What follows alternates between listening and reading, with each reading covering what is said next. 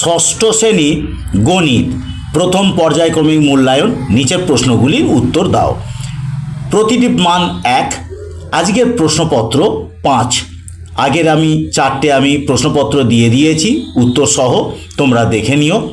তো আমরা আলোচনায় যাই, আমাদের গণিতের আলোচনা। শর্ট কোশ্চেনে প্রথম, মানের অধক্রমে সাজাও। আছে কি এখানেতে 3-4টে এরম ধরনের সংখ্যা থাকবে। সেই সংখ্যাগুলিকে প্রথমেতে একক, দশক, শতক, হাজার, অযুত, লক্ষ আগে ঘর টেনে প্রতিটি ঘরেতে আগে সংখ্যাগুলি বসাও। বসিয়ে দেখো, বড় থেকে ছোট যদি বলে তাহলে বড় থেকে ছোট, ছোট থেকে বড় বলতে পারে। সেইভাবে তোমরা এইরকমভাবে সাজিয়ে তোমাদের অঙ্ক কষতে বললে কষবে, আর যদি উত্তর যদি বলে দেয় তখন এইভাবে রাফে করে উত্তরটাকে মিলিয়ে নেবে। তাহলে এইরকমভাবে কষার চেষ্টা করবে। 2-এর দাগে বৃত্তের ব্যাস ব্যাসার্ধের মধ্যে সম্পর্ক।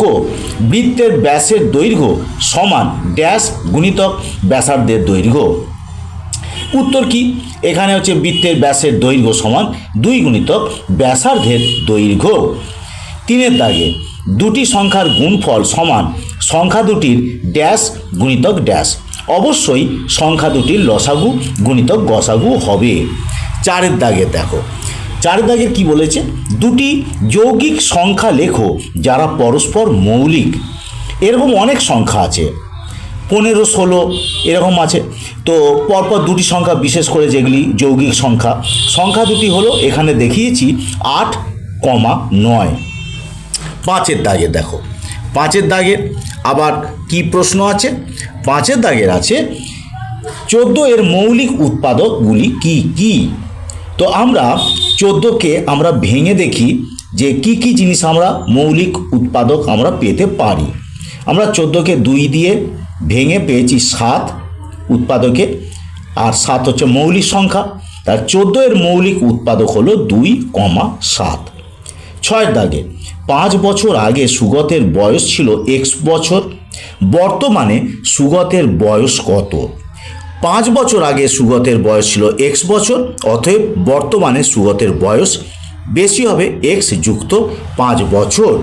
7-এর দাগে এক্সের 1/3 অপেক্ষা 5 বেশি, এই কথাটি চিহ্ন ও প্রতীক দিয়ে দেখাও। এক্সের 1/3 অপেক্ষা 5 বেশি, তাহলে এক্সের 1/3 x/3 প্লাস বেশি বলেছে যেহেতু প্লাস 5।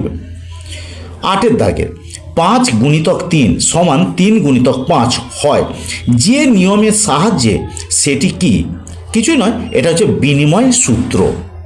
9-এর দাগে রোমান সংখ্যা XLVI হলো হিন্দু আরবিক সংখ্যায় কত হবে? মাল্টিপল চয়েস দিয়েছে। এখানে কিছুই নয়, XL যখন দিয়েছে, আগে যদি কম সংখ্যা 10L মানে 50 যদি হয়, তাহলে অবশ্যই ছোট এবং বড় সংখ্যা থাকলে বিয়োগ করতে হবে। তাহলে 50 থেকে 10 বিয়োগ করলে 40 হয়, আর VI মানে 6, 46। 10-এর দাগে 1276 এর কাছাকাছি এই 1276 এর কাছাকাছি 100 এর গুণিতকে পূর্ণ সংখ্যাটি কত হবে?